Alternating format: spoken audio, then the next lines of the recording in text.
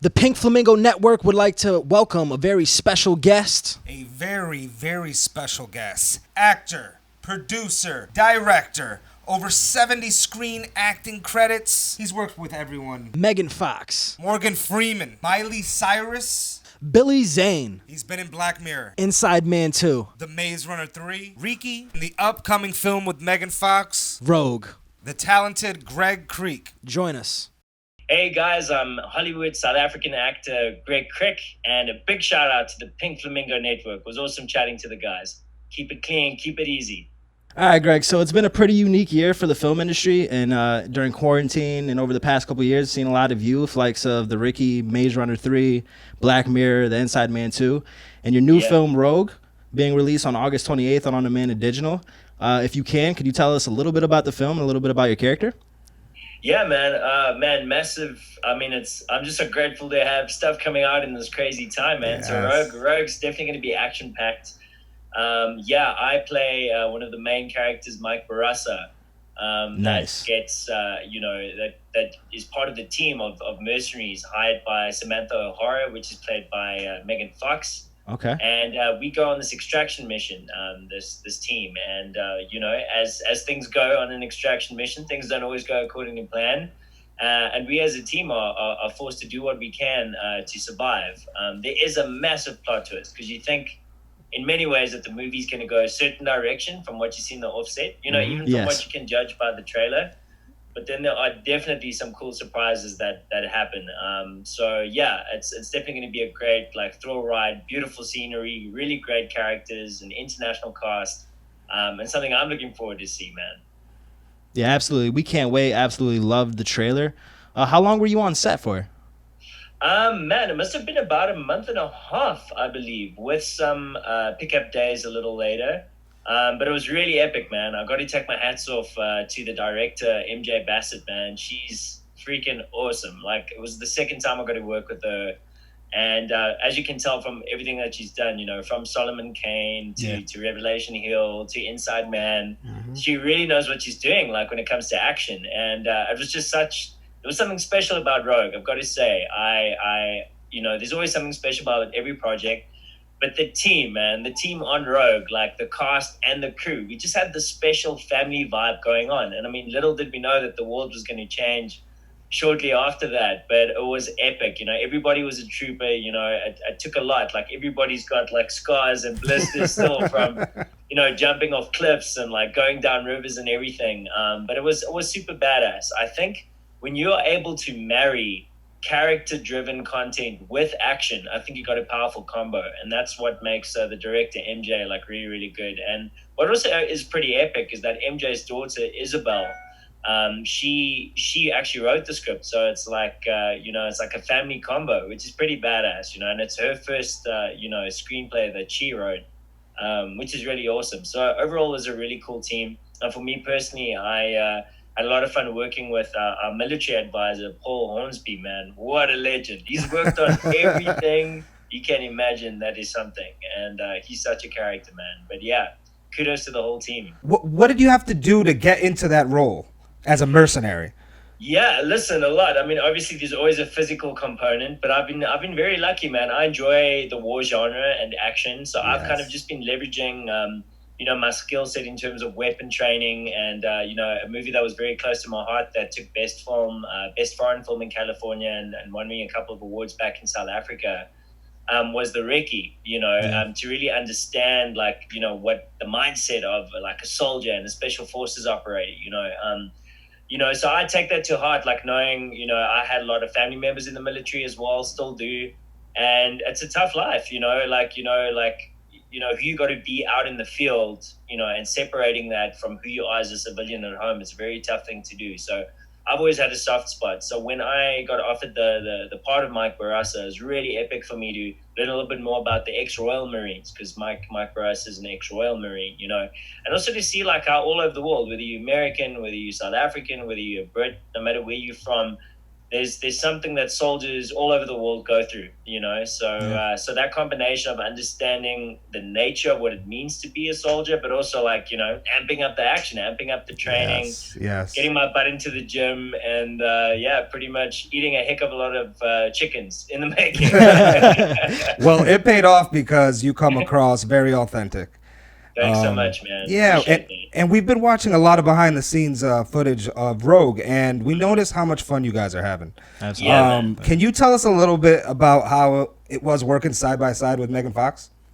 Man, you know what? I sometimes I pinch myself when I get to work with all these epic people, because I'm like you guys. I was just this average freaking guy from Africa. When I saw Jurassic Park, I was like, dude, this is cool. I can make movies. And like from there, I've always been a film lover, like a movie lover, you know. And you know, often I think with celebrities, they get put on these pedestals, you know, of who we think they are, who the media makes them out to be. And that's why Megan was such a unique case for me, because I got to tell you, man, like who she is as a human being, she's so awesome, so grounded, like so humble, so giving, like, you know, because you never know what to expect. You know, you do get instances where, you know, you get actors, you know, who often just are there for themselves, but not Megan Fox, man. She was really good to the team. She really cared. She really listened. She really showed up. She really did her training, and I think that helped a lot, you know, like with her, like leading from the front. So I can honestly say that, not to just sound cool for an interview. Like she blew me away in terms of being such a humble, generous person, but also like a hard worker. And I think that's the thing. Like you realize why some people are stars. Yeah. You know, they've got that extra something, and she's definitely got that in bucket loads. Absolutely, man. Yeah, that's good to hear. And so you've been really active these past couple of years, and at this point in your career, you've accomplished a lot. Thanks, man. Where do you see yourself next? More acting, more producing, directing, maybe? Maybe, yeah.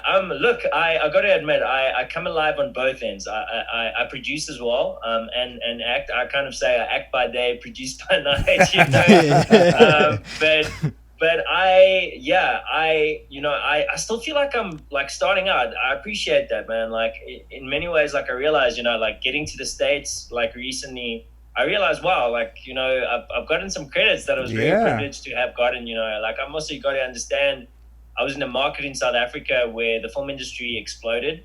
And because I was able to do a lot of like American, British, even German, and then, you know, Afrikaans, South African work, that helped me to do like exponential work. You know, like one project became 2, became 4, you know, like same like thing with MJ, bring me back for a second time. Yeah. So where do I see myself, dude? I want to tell stories that I really care about. Like I love commercial stuff that we all love. You want to make the movies that you would go out and watch, right? Like that's always the dream, you know. And like epic experiences that I've gotten a taste of, like Maze Runner and like Black Mirror, you know, it kind of broadened my horizons, because, you know, in the beginning, if you're from like a small place or a small town, you kind of think, is it even possible? Yes. You know, and as I've been given these awesome opportunities, I've just made sure that, each one that I get, I'm going to work hard, and somehow that's just progressed. So what I want to do is I'm working towards being able to be successful enough that I can go back home and go to different parts of the world where I can go and tell stories without needing to go and beg for money, that I can invest in the stories myself. So go and tell stories about, you know, minorities, people that don't get heard, to be a voice to the voiceless. So that's what I'm passionate about. I'm working hard so that I'm able to pay that back at the same time, if that makes sense. So directing, definitely. I think that day will come, but for now, I know that I've got to strike hard, you know, like while the iron's hot. So I'm getting a lot of acting opportunities, some cool news that I wish I could share now, but not yet. But hopefully soon. yeah, it's coming soon. But definitely, that's what also like draws me to being a producer, you know, in the sense that you're able to create work. I think it's very tough for actors, where you kind of a puppet sometimes in somebody else's puppet show, which is great. But it gets frustrating in the sense that people can judge you according to what they see. But I think producing is great, that you can take things into your own hands, you know? Yeah, absolutely. So how did you get into acting and filmmaking? Long story, man. I was actually how I started. I was a television director back in South Africa, and then got an opportunity to work on Chronicle, as an assistant to Adam Schroeder, who did like Truman Show, Sleepy Mm-hmm. Hollow, and dude, it just like blew my mind, man. That's Seeing awesome. like Michael B. Jordan and Wow. Daniel Yeah. Hahn and Alex Russell in action on It's a great set for film. like 6 months. I was like, dude, this is pretty badass. And Michael was really good to me at the time. You know, he was just like so awesome and like encouraging me. You know, because acting was just like an idea. And then, kind of long story short, like I got an opportunity to work for a Fox producer in the States, but then back home in South Africa, my mom had developed cancer at the time, and I had to unfortunately put a pin in my producing, and at the time, doctors thought that she didn't have long to live. She's luckily still alive in remission. That's Oh, amazing. that's good to That's hear. the crazy thing. It's like I went back to take care of her, and Yeah. within the first 2 weeks of me being back, I didn't have any pressure. My focus was like on my mom, and I got invited for like a coffee, like from a producer in South Africa, just to kind of catch up and hear about my time in the States. And while we were having like coffee, he was just like, dude, this is going to sound so crazy, but we cannot find our leading man for a true life story. And you don't look like the guy we're looking for, but would you mind just like coming, to an audition, just do an improv audition? We just can't find our leading man. And a kind of long story short, man, yeah, I did this thing, improv audition. Wow. 24 hours later, I booked my first leading role. Wow. And in the process of that movie, it was called Born to Win, the true life story. Something like switched in me to be like, wow, like I really enjoy acting, and I just kind of started using my natural instinct. And then from then on, like set out on a course to really like learn the craft as I went, speaking to actors, working with like Olga Kurilenko and like James Purefoy in one of my first international movies, like, just hearing tips from everybody and kind of like doing like a DIY course as I went along, which got intimidating, dude, because I got to tell you, bro, like when you're on set with like legends and, they train from like, RADA or, from New York, from Juilliard, and you're like in the same scene with these people, it gets intimidating when you've got like no background or imagine. training, and you just got to like step up to the plate. But I've just realized, like, for all of us, whenever we get an opportunity, you got to trust that that's where you're meant to be. And all you can do is the best with what you have and keep growing, So that's kind of how I stumbled into acting. It was that first leading role where somebody else saw something in me that I didn't see. And then I was like, you know what? Let's give this a shot. And like literally since then, I've been lucky enough to make an average of 7 movies a year as an actor with many leading roles. And I love it, man. The people, what you get to learn, it's really, really, really grateful, man. Yeah, that sounds amazing, and it sounds like it was meant to be. It really does. Man. Yeah. Appreciate it. I know you were actually speaking about producing. I saw that you actually put out you actually produced and starred in The Stranger, the short film. Yeah. I think that's Yeah. absolutely amazing. Like I love seeing like filmmakers like get their vision. Like you said, it's great to be in like the big movies, but doing stuff that you're passionate about and that you actually want to do is really absolutely amazing. So I was wondering if you could tell me a little bit about that and if it was, if it was difficult getting that project off the ground. Awesome, man. I appreciate that. I think when it comes to filmmaking, the beautiful thing about The Stranger and a production company that I'm part of, it started out, we were just like best friends who loved movies and started picking up a camera and using what we have and making stuff and getting stuff done. And we started producing a lot of projects over the years that started with like no budgets, but then we leveled up to a point where one of our projects was selected for the Cannes Film Festival. Amazing. And which is pretty badass. And we did a cool, like, one of the first African zombie movies, which is pretty badass, kind of like Walking Dead meets Blood Diamond. Yes. It was called Last Ones Out, which was bought by AMC. So it was pretty cool. That's pretty sick. Yeah. And then The Stranger was cool. We were thinking of what would a real African Western look like, but like historically, not just like stylistically. Yeah. And The Stranger came out of that. Like what's pretty interesting is that the Americans actually like helped out, the South Africans against the British in the time when there was, concentration camps in the Anglo-Boer War. And we wanted to tell a story that was like a true, like a real life story grounded in reality. So we took elements of like cool Western stories that we heard over the years, and made it about a mother and her child in terms of what they went through before they were about to be taken to the concentration camps, and what happens then when this guy, almost in many elements to like Braveheart, you can think of the emotionality of that first kind of scene that launches into the series of how a ragtag team of cowboys from all around the world kind of had to work together, not only to save themselves, but to change a nation. And that's where Stranger came from. So yeah, we did the first kind of pilot of it. We converting it into a series, and that took best drama film at New York recently, and we also took best cinematography, which we'd be really, really proud of. Yeah, congratulations, man. That's Yeah, something really to be proud of. congratulations. Seriously, man. Thanks, man. Yeah, Thank you. when we first saw a photo of the movie, yeah, we couldn't believe it. I mean, it looked so authentic. Looks really good. It Thanks, looked man. amazing. It absolutely looked amazing. Congratulations. Thank you, man. Yeah, so from inception of that idea, like how long did it take to actually, to write it and to film it and to where you guys are right now? Got you. Well, it was pretty cool. My buddy and I, my business partner John DeFries, we were out in LA last year, just chatting to investors for a bunch of our other projects that we have, and we were just kind of getting like relatively frustrated in terms of the time that it sometimes can take, for capital, for investment. And I think so many people are in the same position. You've got an idea, you've written the script, now what? Now we need to get that. So basically what happened is that we got to a point, I think it was like July, August, and John had to go back to South Africa. I stayed in LA, and we got to a point where we were like, you know what, sometimes people aren't going to come and give you that check. Can't we make it ourselves? Yep. So we went back to the drawing board, and it was a tough call, man, because we basically used a lot of our last money left in the company to kind of be like, put your money where your mouth is. Yeah. And so what happened was John and Matt, our other partner in the business, they got together, we spitballed ideas, in many ways to save costs. I acted as well. Yes.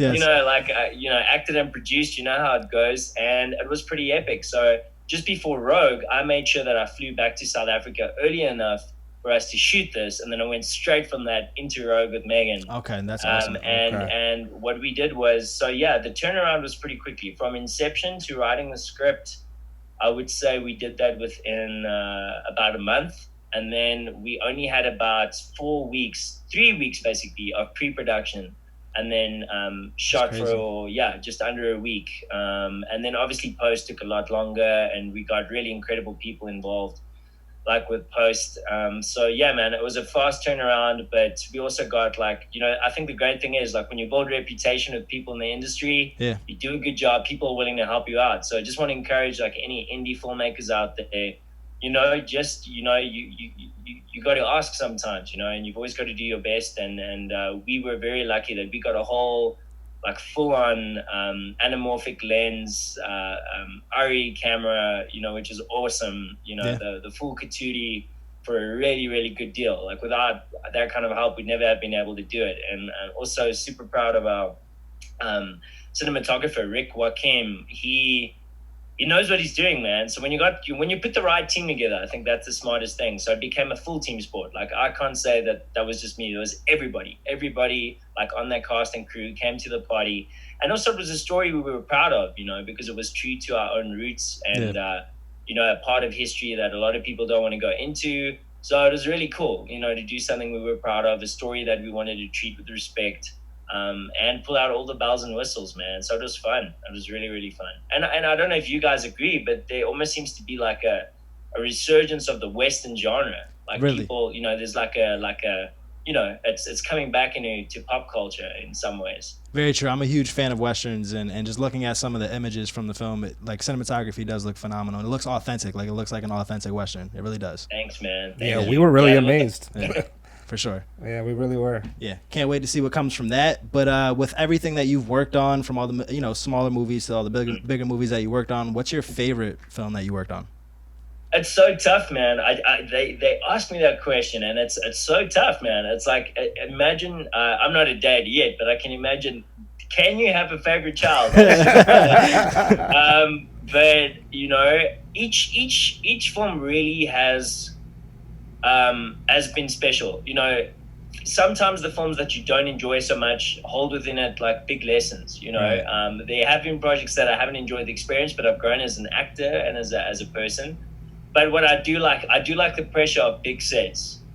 All those cogs, all that machinery, a lot of people for this moment. And I think that moment of having to step up to the plate when there's a lot of pressure and money and you have to perform there's a rush in that, man. You know, so I enjoy that, man. I like making stuff that people get to see. You know, you know, especially when you think of like your nephews and your cousins, you know, that you can go to the movies and be part of something that's done that. But also, in the same breath, the projects that we bled for, sweated for, that would not usually make it into theaters because it's a high concept or a true life story. Right. I've got a soft spot for that too, man. You know, I think all of us have a story to tell, and I've loved those stories that, like I said in the beginning, in terms of, you know, dealing with minorities and voices that need to be heard, like, you know, those kind of underdog tales I've got a soft spot for. So each one's been special. You know, I'm like, my first Hollywood film will always be special. My first leading role in a theatrically released movie will be special. But I like it all, man. And you know, I'm always interested that some actors are very picky about what they do. I think, you know, I'm of the notion that if you want to act, then act. Whether it's indie, whether it's studio, you know, whatever it is, I feel like in each of those things, you're going to learn a valuable lesson and get to work with people. And isn't it magic when we all get to work together as a team and get to create that? It's like the best team sport in the world. Such a rush. Absolutely, man. Well, yeah, man, congratulations on everything that you've been working on, and you know, I wish you well and on all your future endeavors. Do you have any more questions? Thanks, man. Yeah, no, I appreciate it again, Greg. You've been more than kind to us, and we're in your debt now. Anything you need. For sure. Not at all, guys. Thank you so much for just holding up cinema and for doing what you're doing. I mean, it's really awesome that you guys are doing this as a brotherly duo. So Absolutely. Massive respect. Thank you so much. Yeah, man. Thanks for what you're doing in terms of keeping people informed, and for spreading the love and for the support, man. To many more. And likewise, absolutely. right back at you guys. If Cheers you guys to need that. any help with anything, I'm here for you, man. Absolutely, Thank you man. so Thank much. you. We Thank really, you. really appreciate it.